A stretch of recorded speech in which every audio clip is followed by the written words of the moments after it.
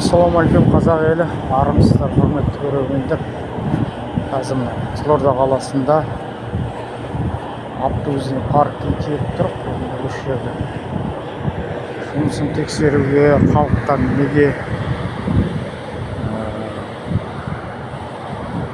қоғам көлігін жүргізушілер билет талап етеді, сол туралы білгіміз келіп тұр. Қызылорда автобус паркі.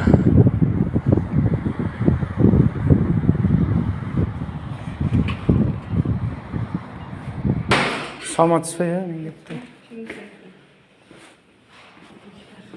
Екінші этаж.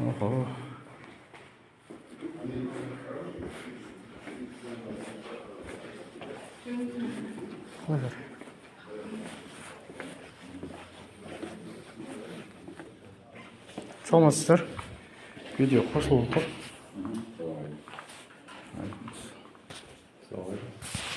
Өзім таныстырып өтейін. Қосылып тұр. Давайте я оны қоя тұрыңыз. Чех.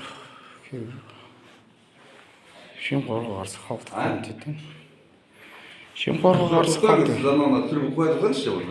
Не қалайды? Комитет. Комитеттен.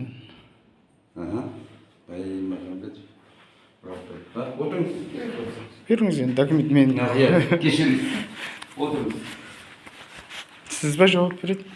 Жоқ, не сұрағын білмей тұрмыз. Сіз келдіңіз, біз бұл жерде руководитель службалар бар әртүрлі. Әртүрлі, мынандай ғой, бізде қазір азаматтардың... Былайғышы, маған мында камераның алдында сөйлеуін емес, ыңғайсыз болмасын. Жоқ, ыңғайсыз емес. Мен сұрағымды қойайын деп жатырмын. Бізде мемлекет заңға бағынамыз, зайырлы құқықты мемлекетпіз. Яғни осы қазіргі қызмет етіп жатқандарыңызға рахмет, әрине. Халыққа көп қызмет етіп отырсыздар. Бірақ құқықтарымыз шектеліп жатыр. Себебін айтайын, қазір автобустың жүргізушілері, өзіміздің жалдап жатқан жүргізушілеріміз бізден билет талап етеді, билетімізді тексереді.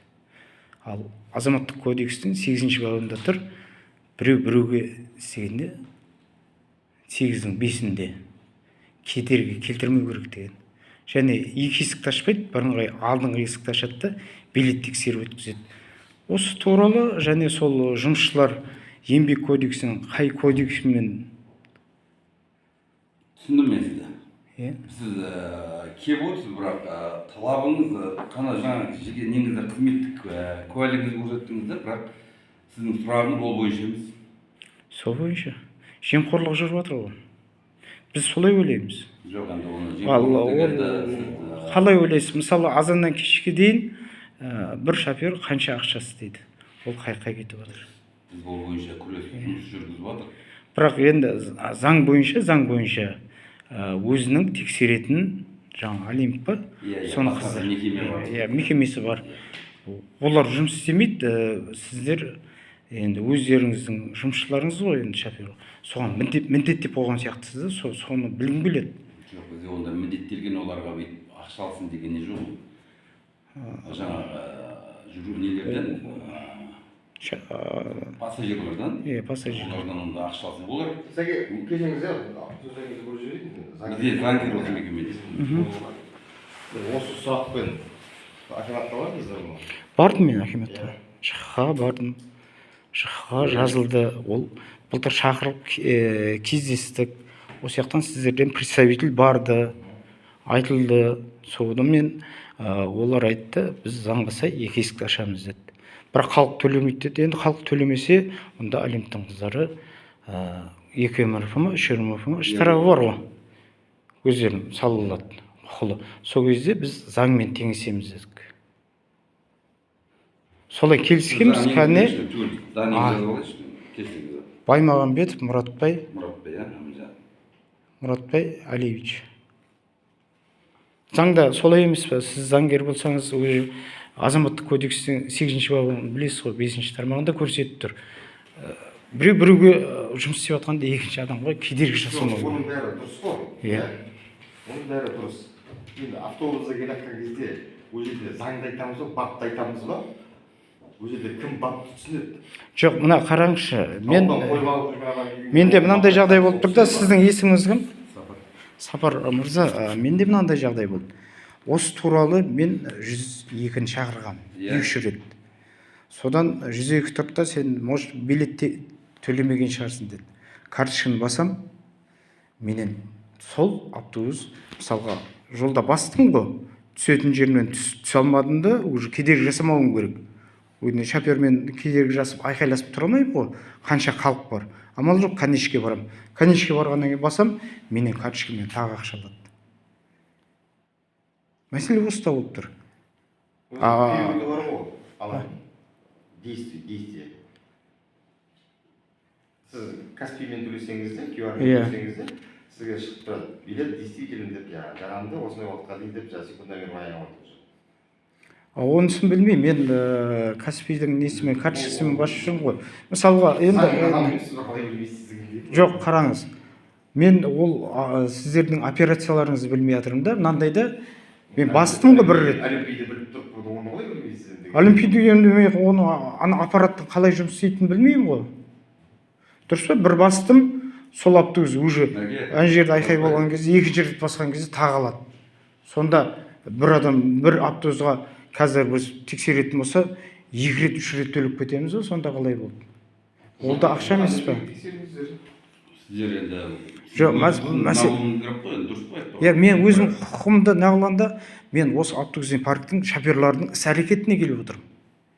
Іс-әрекеті неге қоғамдық көлікте халықты артқы есік жауып қояды, алдыңғы есіктен түсіріп, өзінің құзыретін бойынша шағымданған істер болды. Бұл бойынша да біз тиісті жаңа жекелеген жүргізушілер бойынша шаралар көріп, тәртіп шара көріп, олардың өзінің ішкі нелер бойынша жұмыстан шеттету немесе жаңа аластату уақытша немесе басқа да выборлар бар ғой, еңбек кодексінің талаптарына сай ескерту бар, жаңағы сөгіс түрлерінің шаралар көріп алғанбыз. Енді мен сіздерге... Бізде қанша дегенмен, мына жерде дегенде бізде 500-дің үстінде жүргізуші бар ғой, 500-дің үстінде. Олардың бәріне біз енді бәрі оңай деп бәріне айта алмаймыз. Арасында осындай болып қалған жағдайлар қанша дегенмен. Жоқ, былай да постоянно мен сізге мынандай ұсыныс айтқым келеді. Сіздерде автобуста диспетчердің нөмірі жоқ. Әр автобуста диспетчердің нөмірі болу керек. Шыққан кезде біз диспетчерге хабарласатын.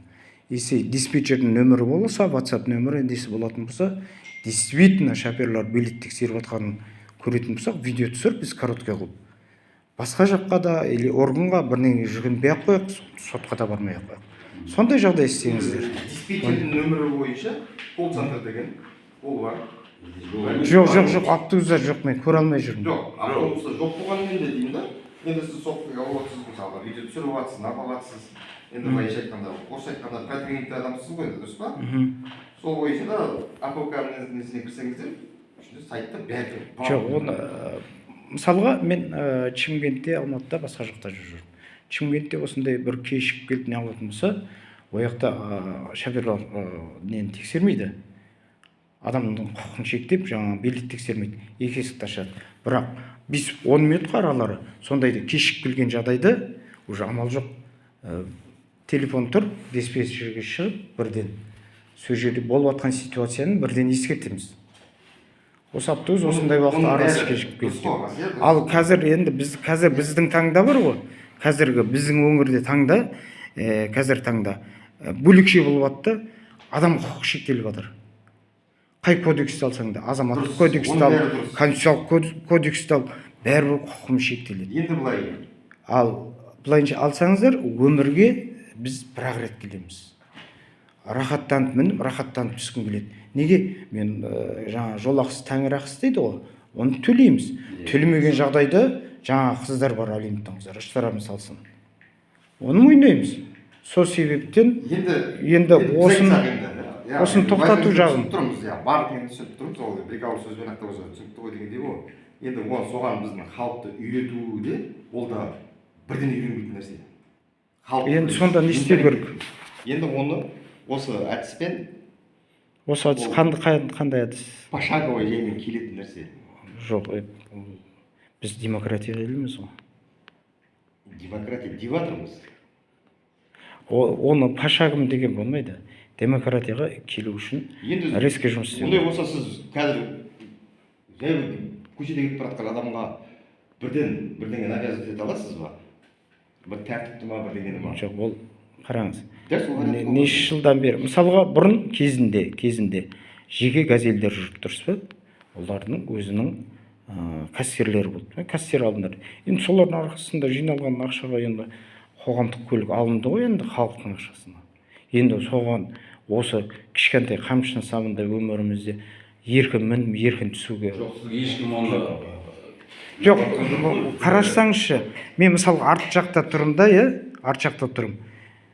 Күн жаңбырлы болса, уже балшықпен шығамын да, аяғым бәрі балшық болады ғой, мінгеннен кейін. Алдына бару үшін мен қанша адамның үстіне өтуім керек, ол қанша адамның үстін бүлдіреміз.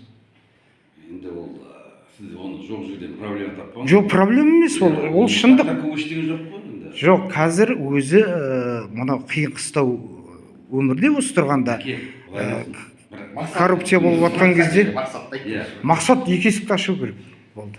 Бұл бойынша біз не запрещаем, бәріне айтамын, екі есік ашылсын деп. Значит, шоферлардың арасында өздерінің бір арасында бар шығар, бәрін өтіп жатқан жоқ деп қой, шын айту керек қой. Жоқ, мен постоянно бір емес, бірнеше рет 102 шақырдым. Бүйтіңізші. Ең аяғы маған алқашсын деп айқайлағандар. Жоқ, 102 шақырған кезде неге 102 біздің қызметтерге хабарлап айту керек? 102 неге қараңыз, олар бүйтейді. Жоқ, бізбен совместно жүреді ғой, 102 шақырған кезде біз жаңа кім бойынша? Мен Тасбөгетке жүргізуші бойынша шақырасыз ғой, жүргізушілер. жүргізуші. Обязательно бізге келеді. Тасбөгетке жібергем, даже мынау 14 Сырдариядағы ше, недегі, новостройкадегі, соған да түсті. Даже шоферларыңыз артқы есікті ашып жіберіп көрсетіп тұр, мен міне інім қара дедім, адам жоқ, билет төледім. Енді мен түсетін кезде артқы есікті ашып жатсам, алқаш алдынан түс дейді. О қалай сонда? Міне ардынамсың. Уақытында бізге енді қазір дер кезінде дамайсыздар ма? Енді ол когда-то болды осындай деп айтып отырса, қашан болды, например, да? Осы атысты кезде қолданбадыңыз ба? Бәрі, оның видеолар бәрі бар, қазір көрсетем. Кім екенін көрейік. Факты осы не деді ғой? Бәрі сроктары да бар ғой, қай кезде болған бәрі. Давай беріңіздер көрейік, шара көру туралы, кім екен туралы. Жоқ, енді сіздер голосовын айтып тұрсыз да? Голосовны қазір мен сізге көрсетем. Енді қалай ойлайсыздар, диспетчердің нөмірін қойып, жаңағыдай жағдай болып жатса хабарласса. Ол неге алатын, кәперге алатын нәрсе шынымен. Дұрыс. Шынымен. Өте. Болды, енді 1 минутқа видеоны өшірейін, сіздерге көрсетемін.